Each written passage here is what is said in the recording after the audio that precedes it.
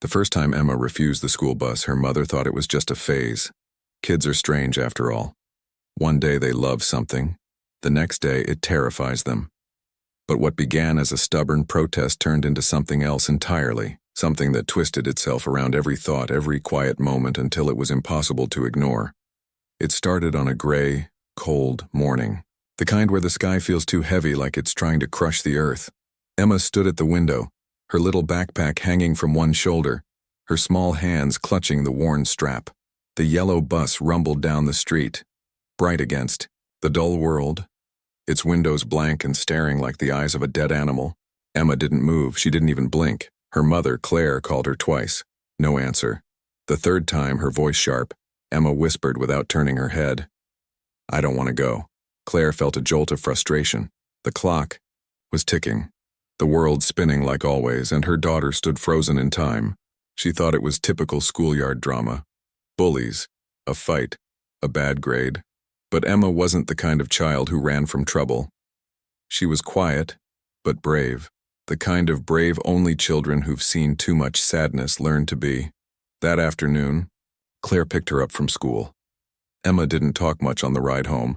Her eyes stayed glued to the rearview mirror, watching the road behind them. Watching for something, or someone. The days passed, and the pattern repeated. Each morning, Emma would stand there silent until the bus left without her. Claire's patience thinned, but her curiosity grew. Something wasn't right. The silence wasn't normal. The stillness wasn't normal. And the way Emma flinched at the sound of brakes outside the house. That wasn't normal either. Claire tried asking, tried bribing, tried comforting. But every question was met with the same answer. A shrug, or worse, a sad, knowing smile that didn't belong on a child's face. Till one night when Emma woke up screaming. The sound was sharp, raw, the kind of sound that makes your blood run cold before you even open your eyes. Claire ran into her room, heart pounding, and found her daughter curled up tight, her face wet with tears. "There was a man," Emma whispered, her voice trembling. "He was on the bus." Claire's stomach flipped. She pressed her daughter close, brushing damp hair from her face, but the questions wouldn't stop circling her mind. A man? On the school bus? Drivers, sure. Teachers sometimes. But the fear in Emma's voice wasn't about a stranger behind the wheel. It was something deeper. The next morning, Claire decided. Enough waiting, enough guessing. If Emma wouldn't tell her, she'd find out herself. When the yellow bus appeared at the corner, Claire watched as Emma stood by the window, stiff as a statue, refusing to move. Once the bus pulled away, Claire grabbed her keys, started the car, and followed. At first, everything seemed ordinary. Children chattering behind the windows. The driver, an older man with gray hair and a weary face, stared straight ahead, hands steady on the wheel. But as Claire kept her distance, her eyes sharpened. Something was off. The bus wasn't following its usual route. It should have turned right at the park. But it didn't. It kept going. Slower, like it was stalling for time. Claire felt the hairs on her neck rise. The bus rolled into a quiet neighborhood, a place Claire didn't recognize. The houses looked old, abandoned, windows dark and empty. One by one, the children got off. But the strange part was, the same kids who had been picked up at her street were still sitting inside, their faces blank, their bodies still, like mannequins propped up for show. Claire's heart started to race. Her hands tightened around the steering wheel. Something was wrong. Deeply, horribly wrong. She watched as the driver parked the bus near an old, crumbling house at the end of the street. The door swung open, and from the shadows of the porch, a man stepped out. Tall, thin, wearing a faded black jacket. His face was hidden under the brim of a dirty cap. He climbed aboard the bus. Claire couldn't breathe. Minutes passed. The man stepped back off the bus, holding something small. A child's backpack. Pink. Worn. Identical to the one Emma carried every day. He disappeared into the house. The bus doors slammed shut and the driver slowly backed out onto the road. Claire followed the bus back to school, her mind spinning with questions, none of them making sense. That night, after Emma fell asleep, Claire searched her daughter's room. She wasn't sure what she expected to find, maybe a diary, maybe notes. But in the back of Emma's closet, hidden under a pile of old blankets, she found drawings. Dozens of them. All the same, a yellow bus, a man with no face, and children with wide, empty eyes. One drawing in particular chilled her to the bone. The bus parked in front of the same crumbling house. The faceless man standing by the door holding a pink backpack. Claire sat there for hours, staring at the pictures. Somewhere deep inside, she knew this wasn't imagination. This wasn't a child's nightmare. Emma had seen this, lived this, and the pieces didn't fit. The next morning, Claire drove Emma to school herself. She watched every face, every car, every movement. But the world looked normal on the surface. Only Emma's eyes betrayed the truth. Wide, distant, and full of silent warnings. After drop-off, Claire drove back to the same street where she had seen the bus stop the day before. The house was still there, still empty, curtains drawn, silent. But the porch wasn't empty. A single pink backpack rested on the steps, faded, dirty. And it wasn't Emma's. Claire's fingers trembled as she reached for it. Inside, she found a name tag. A name she didn't recognize. And a school ID card, dated 15 years ago. The photo showed a little girl. Big smile, bright eyes, the same age as Emma. But the date told another story. The girl had vanished 15 years ago. Her face was familiar. Too familiar. Claire remembered the missing posters. She remembered the news. A little girl gone without a trace, snatched on her way to school. The case had gone cold. The world had moved on. But Emma had drawn her. The police didn't believe her at first. The house was empty. The driver was clean. No records, no history. A model employee, but the drawings, the backpack, the man, the bus taking wrong turns. The story unfolded in fragments. The closer they looked, the deeper the rot ran. Weeks passed. The driver vanished without warning. The house was abandoned, stripped clean, as if no one had ever lived there. And Emma? She still wouldn't ride the bus. One night, as Claire tucked her into bed, Emma whispered something that shattered her heart into pieces. He said, "If I told anyone, he'd take you too." Claire held her daughter tighter than ever before, knowing some wounds never heal.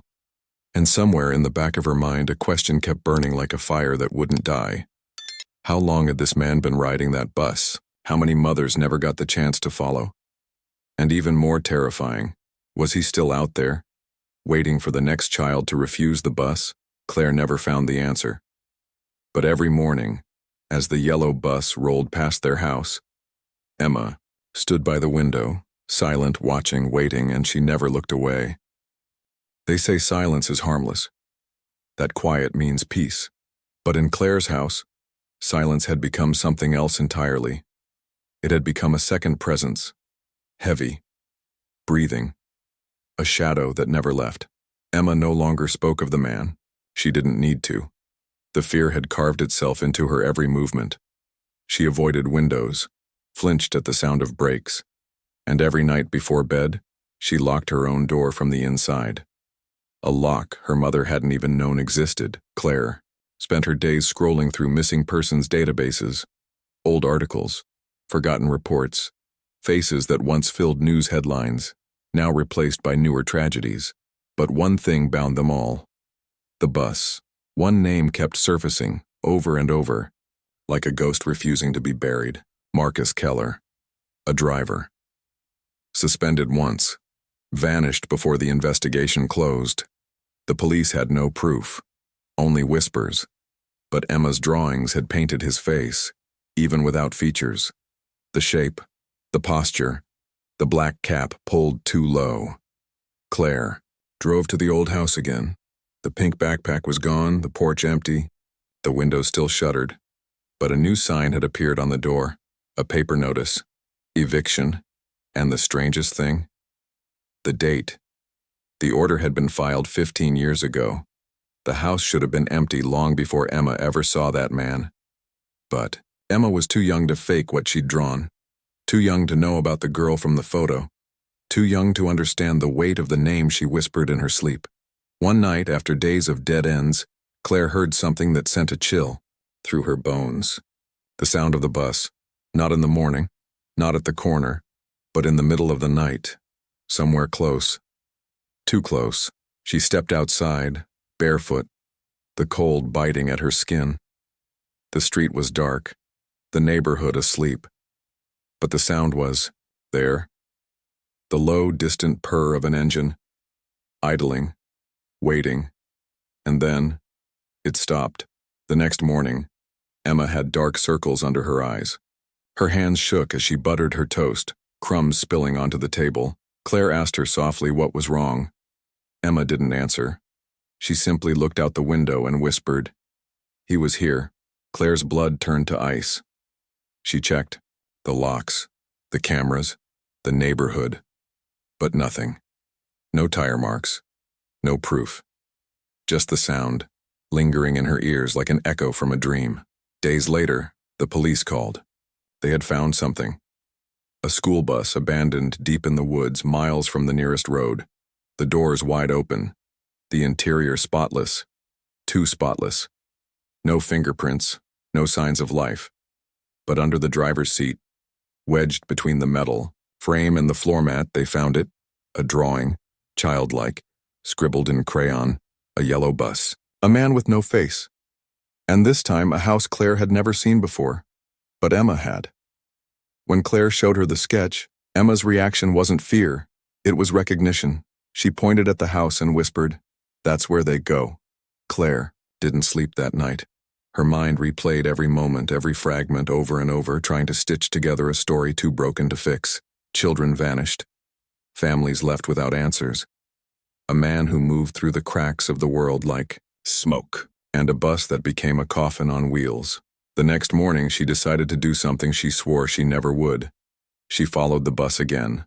Not the one Emma refused to board, but a different one.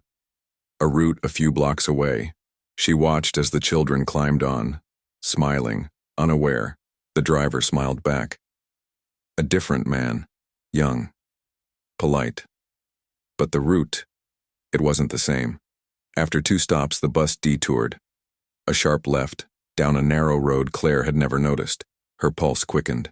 She followed, heart pounding, until the bus came to a slow, steady halt in front of a gas station. The children got off. All of them. Not at school, but here, in the middle of nowhere. And standing by the station door, leaning against the wall, was a man in a black cap. He looked up, straight at her. Claire's breath caught. The man didn't move, didn't smile, just stared, like he'd been waiting for her. She drove away, fast, tires screeching. The image burned into her mind. When she looked in the rearview mirror, he was still there. Watching, unblinking. That night, Emma crawled into bed beside her. No words, no questions, just the silent, shared understanding that whatever haunted them had no intention of leaving. Claire changed her routine. She stopped letting Emma out of her sight, stopped trusting the daylight, and every night the same sound returned. The bus, sometimes distant, sometimes close, sometimes so near it sounded like it was parked right outside the window. But when Claire looked, there was nothing, only the cold, empty street. One morning, Emma finally spoke. "He used to tell us stories." Claire froze.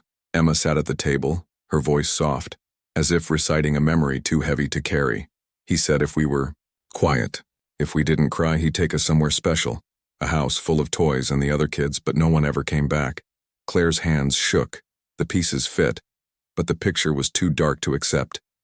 The police were no help. No witnesses, no leads. The man was a ghost, the bus a moving trap, and the victims too young to understand until it was too late. One evening, Claire found another drawing, slipped under her pillow. It wasn't Emma's. The paper was old. The ink faded, but the image was the same, the bus, the man, the house. And at the bottom, scrawled in a child's shaky handwriting, a single sentence, "He always comes back." The handwriting didn't match Emma's. It didn't match any child Claire knew. And the paper, it smelled of dust, of age, as if it had been waiting years to be found. That night, Emma locked her door again, and Claire sat awake, staring at the hallway, listening. The sound returned, this time closer.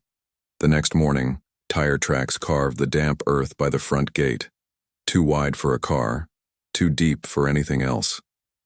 The bus had been here. The police set up patrols, cameras, motion sensors, but the man never showed his face. The world went on. Kids boarded buses, parents waved goodbye, and the streets remained quiet. But Claire knew the truth. The bus was still out there, the man still watching, and Emma, forever scarred by a story no one believed, until the day a letter arrived. No return address, just her name, printed in black ink. Inside, a photo. A group of children standing by a yellow bus. Faces bright, smiling, and in the background, barely visible, the man in the black cap. Watching. The photo was dated 2 days ago. Claire's world tilted. She looked at Emma, who sat on the floor, coloring silently. Her drawings had changed. The bus was gone. The man, gone. Now, only the house remained. And inside the windows, new faces appeared. Faces Claire didn't recognize. Faces of children who hadn't vanished yet. The story wasn't over, it had only just begun. They say children forget, that their memories fade like chalk on pavement washed away by time and distance. But Emma never forgot.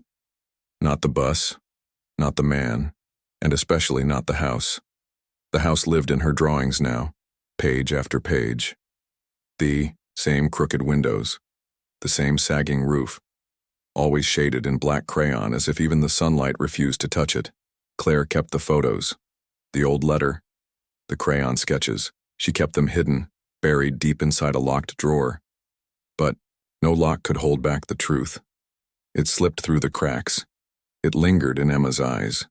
In the silence that stretched longer each day, one cold morning Claire noticed something new. A change so small it almost went unnoticed. A flyer, pinned to the community board at the grocery store. Bright yellow. A school bus, smiling cartoon. Faces in the windows and in bold, cheerful letters, now hiring safe, friendly drivers wanted. But at the bottom, barely legible, scribbled in faint black ink. Marcus Keller. The name wrapped around her like a noose. Claire tore the flyer from the board, hands trembling. The paper smelled like gasoline, and under the name, written in even, smaller letters, was an address Claire had never seen. That night, after Emma fell asleep, she sat in the dark staring at the slip of paper. The address called to her, like the low hum of an idling engine. Unseen, unstoppable. By dawn, she couldn't resist. She drove, following the broken GPS signal through winding back roads and forgotten neighborhoods until the houses thinned and the world became empty. Only fields, trees, silence. And then, the house appeared. Not the one from Emma's drawings, but worse. Larger, older. It sagged under the weight of its own history, windows boarded, walls rotting. But parked beside it, hidden beneath a tarp, streaked with rust, was the unmistakable shape of a yellow school bus. The same bus. Claire didn't approach. She couldn't. Something deeper than fear held her back. She drove home, heart pounding so loud it drowned out the engine.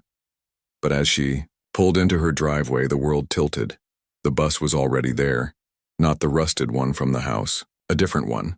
Clean, polished, parked at the corner as if it belonged there all along. And in the driver's seat, a shadow moved. Claire blinked, and the bus was gone. Emma stood at the window, watching, silent, unblinking. The next days passed, like fragments of a nightmare. Each morning the same flyer appeared, on the fridge, in her purse, folded into Emma's backpack, each time the same address, the same name. She burned them, threw the ashes away. But the flyers always returned. Perfect, untouched. Emma's drawings grew darker. The house grew more detailed. Now there were faces in the windows, faces she didn't recognize, faces that seemed to stare back. One night, Emma finally spoke. "Still there," she whispered. "The ones he took." Claire didn't ask how she knew. She didn't need to. That night the sound returned. Not the bus this time. Something else. A knock. Soft. Measured. At the front door. Claire didn't move. She sat frozen, staring at the doorknob as if it might turn on its own. The knock came again. Emma appeared at her side, holding a crumpled drawing.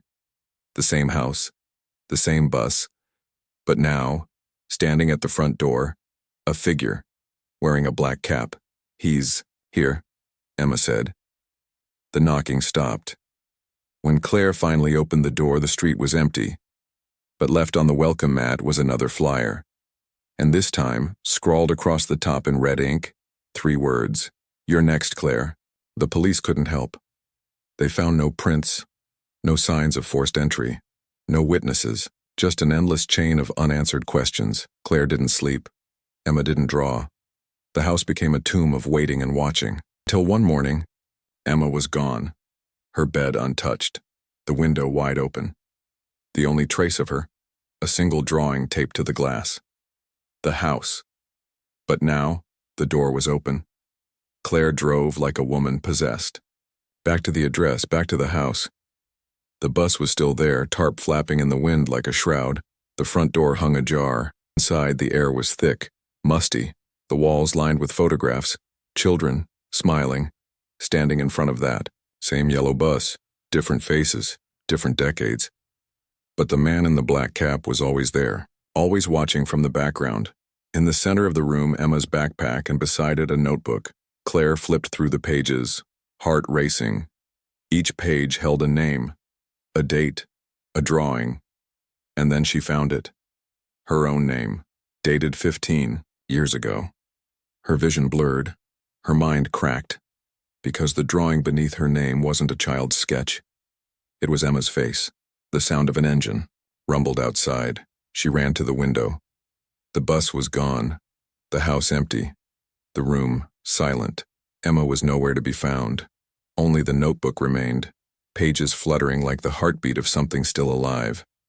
And on the last page, written in the Yao, same shaky hand, she never wanted the bus. Claire stood there, trapped between past and present as the realization clawed its way into her chest. Emma had never been safe. She had only been waiting. And somewhere out there, the bus was still driving, the man still watching, and the story far from over. There's an old saying, the worst kind of monster is the one that looks like everyone else. No claws, no fangs, just a face you could pass on the street and forget before the next breath. Claire had learned that the hard way. And now, the face she couldn't forget was her daughter's. Days blurred into nights, nights into shadows. The house, once filled with Emma's laughter, had become a hollow shell. Claire barely moved, barely ate. Only the drawings kept her breathing. They were everywhere. Taped to walls, stuffed under furniture, slipped between pages of books like silent notes from a ghost. Always the same house, always the same bus, and always the man. But one morning something changed. A single envelope arrived in the mail. No return address, just her name, written in the same cold, jagged handwriting that had haunted her for weeks. Inside, a photograph. Emma, standing by the bus. But her face wasn't afraid. She was smiling. Claire's world cracked. Her hands shook as she flipped the photo over. A date, tomorrow. A location, an abandoned amusement park, long closed, miles away from the town. A place the world had forgotten, but the monsters hadn't. The next day, Claire went there, alone. The air was thick with decay and silence. The broken Ferris wheel loomed like a skeleton against the gray sky. Rusted rides swayed in the wind, their seats empty and waiting. And there in the center of the park stood the bus. The same bus. Yellow paint chipped and peeling. Windows fogged from the inside. The doors were open. She stepped inside. The scent of dust and old gasoline wrapped around her. The seats were empty, but the air felt heavy, as if the bus still carried invisible passengers. On the last seat something waited, a single folded note. She opened it with shaking hands. You were never supposed to remember. The words made no sense. But the handwriting was Emma's. A shadow shifted at the front of the bus. The man, black cap, face hidden, his posture calm, almost patient. Claire couldn't speak, couldn't move. The man reached into his pocket, pulled out something small. A photograph. and placed it on the driver's dashboard. It was her, Claire, 15 years younger, holding a baby in her arms. Emma. The memory shattered through her like glass. She wasn't supposed to have a daughter. The adoption, the missing years, the gaps in her own past, the moments that never quite fit. She'd been chosen. The bus had always been part of her story. Long before Emma, long before the drawings, she stumbled out of the bus, heart pounding, lungs burning. But the world outside had changed. The amusement park was gone, the sun had set. The streets were empty. She stood back in front of her own house. No car, no memory of how she got there. The bus was parked at the curb, and Emma stood at the door. Not older, not different. Exactly the same. She smiled, holding a drawing in her small hands. It wasn't the house this time. It was Claire, alone, staring at the bus. The door behind Emma opened. A shadow stepped out. The man. No words. No need for them. The bus doors hissed shut. The engine growled. The headlights blinked to life. And the world went dark. When Claire woke, she was lying in her bed. Emma sat at the foot, humming a tune too. Old for her age. The walls were bare, the drawings gone, the world moved on. But every morning the same bus waited at the corner, and every night the same engine purred outside the window. Some stories don't end.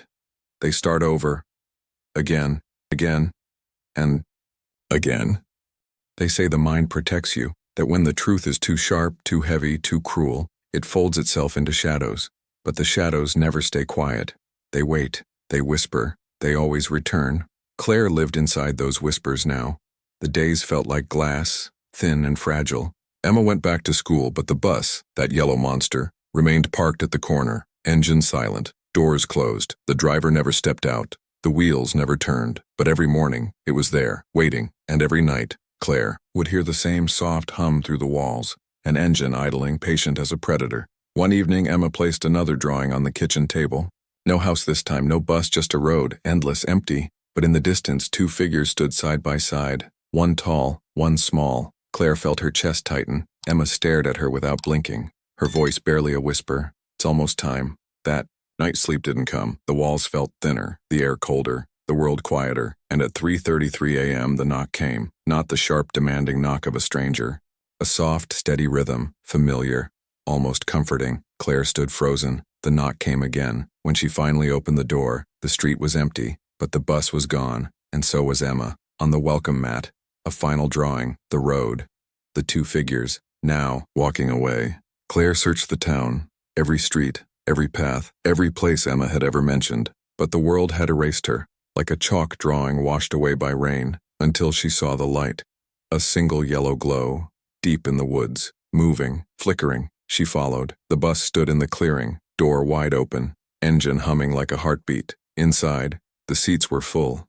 Children, all silent, all staring forward, eyes empty, skin pale, and Emma, seated by the window, turned to face her. She smiled, not the smile of a child, the smile of someone who understood. The man in the black cap sat at the palm wheel, hands steady, face still hidden in shadow. Emma raised her hand, pressed it against the glass. I told you I was never afraid of the bus. The doors closed, the engine roared, and the bus vanished into the night, swallowed by the trees, leaving no tracks, no sound, no trace. Claire stood alone in the clearing, the cold settling into her bones, her mind struggling to hold on to the pieces. When the sun finally rose, the world looked the same, but the house felt different. The walls no longer whispered. The drawings no longer appeared. The flyers stopped arriving. Only one thing remained, a new flyer pinned to her fridge, bright yellow, smiling cartoon faces, and at the bottom, in fresh black ink, now hiring, safe, friendly drivers, wanted, no name, no address, just an application. Find Claire in the space for one signature, hers, because some stories don't end, they change drivers, and the road never stops.